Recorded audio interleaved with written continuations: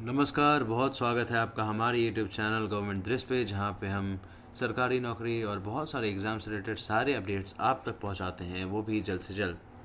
तो आज मैं बात करने वाला हूँ new India assurance company limited NIACL, जिन्होंने नोटिफिकेशन रिलीज़ की है अपने ऑफिशियल वेबसाइट पर for recruitment of administrative officer scale 1 post. Total अब क्या पोस्ट है, कितना, क्या क्या इंपॉर्टेंट डेट है, एप्लीकेशन फ़ीस क्या है, वो सारी चीज़ें आगे देखते हैं। तो NIACL AO assistant officer administrative officer scale 1 online form 2025। तो आगे बढ़ते हैं, देखते हैं कि इम्पॉर्टेंट डेट्स क्या क्या है। तो होप आपको स्क्रीन अच्छे से विजिबल होगा, सारी चीज़ें स्क्रीन पर दिख रही होंगी। जूम कर दिया हल्का। तो बात करते हैं इम्पॉर्टेंट डेट। तो एप्लीकेशन भरने का डेट जो है वो 7 अगस्त 2025 यानी आज से ही शुरू है, ठीक है। और लास्ट डेट जो है वो है 30 अगस्त 2025।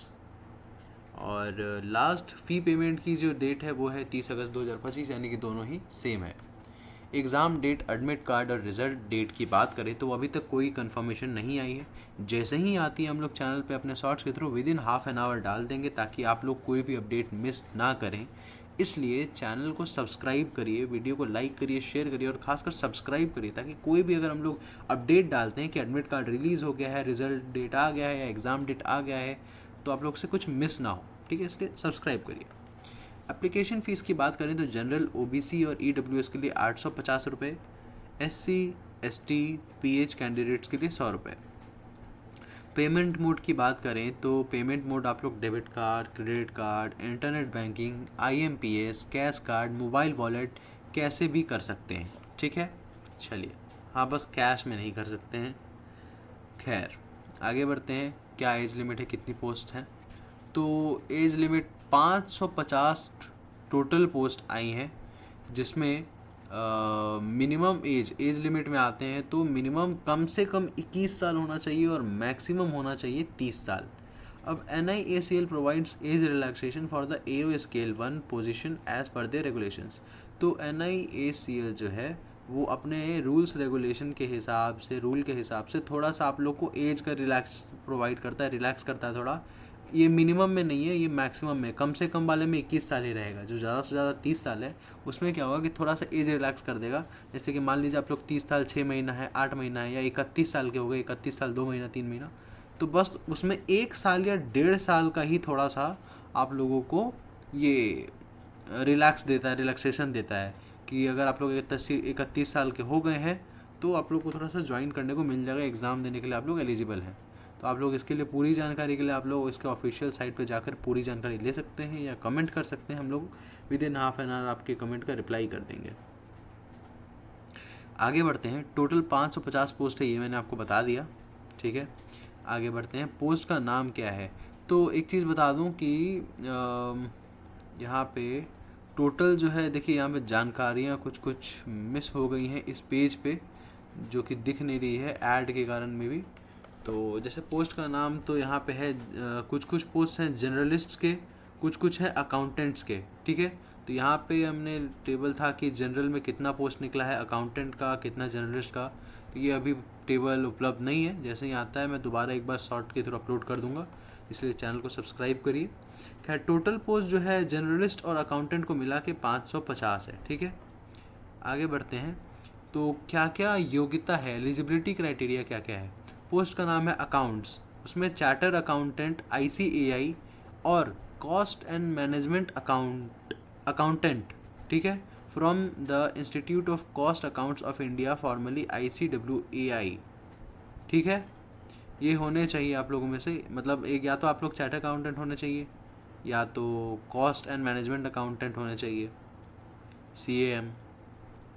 और उसके बाद अगर ये नहीं है तो आप लोग को बता दूं एक और चीज़ है कि यहाँ पे एंड लिखा हुआ है, इसके साथ साथ ऊपर वाला जो है, इसके साथ साथ ये भी है कि graduate, post graduate in any discipline with minimum 60% marks आप लोगों को ग्रेजुएशन या पोस्ट ग्रेजुएशन में चाहिए। और अगर आप लोग SC ST और PWBD के हैं कैटेगरी के, तो 55% आप लोगों को कम से कम चाहिए अपने ग्रेजुएशन और पोस्ट ग्रेजुएशन दोनों में ही, कम से कम तो चाहिए ही चाहिए दोनों में। ज़्यादा है तो बहुत अच्छी बात है। अब इसमें है कि अगर आप लोगों के पास ये क्राइटेरिया नहीं है, ये योग्यता नहीं है कि आप लोग 60% 50% नहीं ला पाए हैं, तो या तो यहाँ पे और लिखा हुआ है MBA फाइनेंस या PGDM फाइनेंस या MCOM होना चाहिए विथ मिनिमम 60% मार्क्स या 55% SC ST PWBD के लिए। तो मार्क्स तो जो है वो आप लोगों का फिक्स है कि या तो 60% या तो SC ST PWBD के लिए 55%, इससे कम नहीं होगा। लेकिन ये है कि आप लोग पोस्ट ग्रेजुएशन में इसमें आप लोगों को बता दिया गया है कि या तो MBA या PGDM फाइनेंस MCOM होना चाहिए इतने मार्क्स के साथ। आगे बढ़ते हैं। दूसरा पोस्ट का नाम है जर्नलिस्ट। इसमें आप लोग को the candidate must hold a bachelors और masters degree in any discipline from a recognised university. ठीक है, आप लोगों को बैचलर्स डिग्री होना चाहिए और या तो मास्टर डिग्री होना चाहिए किसी अच्छे मान्य और ये रिकॉग्नाइज्ड यूनिवर्सिटी से, या तो और an equivalent qualification recognized by the central government with a minimum 60% of general category candidate and 55% for SC ST PW candidate इधर। ठीक है, तो अगर आप लोग के पास ऊपर वाला ये नहीं है कि आप लोग के पास मास्टर डिग्री है, बैचलर डिग्री है किसी अच्छे मान्य रिकॉग्नाइज से यूनिवर्सिटी से, तो आप लोगों के पास होना चाहिए कि किसी सेंट्रल गवर्नमेंट के रिकॉग्नाइज इंस्टीट्यूट से कम 60% मार्क्स या 55% मार्क्स से पास होने चाहिए आप लोग किसी इक्विवेलेंट सेम स्तर वाले, सेम स्टैंडर्ड वाले कोर्स से। ठीक है, और इस वीडियो में इतना ही। और एक और चीज़ है जो मैं आप लोगों को बता देता हूँ, जैसे कि जो NIACLO का एडमिनिस्ट्रेटिव ऑफिसर का स्केल 1 का जो रिक्रूटमेंट 2025 का है, उसमें मोड ऑफ सिलेक्शन क्या है और एग्ज़ाम कैसे होगा। तो पहले प्रीलिम्स एग्ज़ाम होंगे, फिर मेंस एग्ज़ाम होंगे, और फिर उसके बाद डिस्क्रिप्टिव टेस्ट होगा, एंड उसके बाद इंटरव्यू होगा। यार मेरे को तो लगता है ये UPSC से भी हार्ड है, क्योंकि उसमें प्रीलिम्स, मेंस और फिर इंटरव्यू आ जाता है। इसमें तो डिस्क्रिप्टिव टेस्ट भी है एक। चलिए कोई नहीं, तैयारी करते रहिए, हमारे चैनल से जुड़िए, हमारे चैनल को सब्सक्राइब करिए, वीडियो को लाइक करिए, शेयर करिए और सब्सक्राइब करिए ताकि कोई भी अपडेट मिस ना हो। मिलता हूँ नेक्स्ट वीडियो में ऐसे ही अपडेट्स के साथ। जय हिंद, जय भारत, वंदे मातरम।